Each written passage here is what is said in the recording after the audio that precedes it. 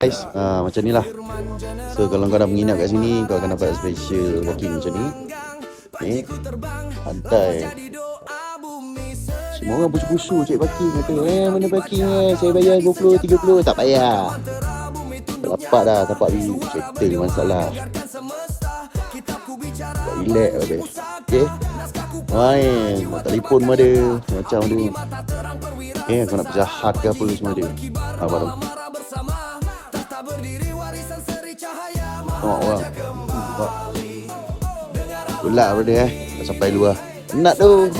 Aku siap bagi video kat korang. Inilah situasi dalam bilik aku. Macam ni. Aku pandang budak-budak kan. Macam tu lah.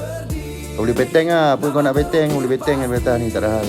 So, sekejap. Kau nampak tu. Okay. Frosty Cafe tu, itu tempat makan pagi kita. Kau naik nanti. Naik kat situ. Nampak tak warna pink ni. Naik situ. Kau jangan masuk kedai Cina pula. Semua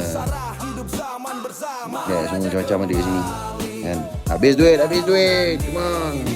Kawasan ni meriah sikit waktu malam. Ya, macam dia kan. Ada borak. Itu anak-anak boleh main kat sini. Try pada santai. Hotel kan. Bilik aku atas ni lah. Hujan saudara kat atas ni. Rintik airnya. Hati-hati je.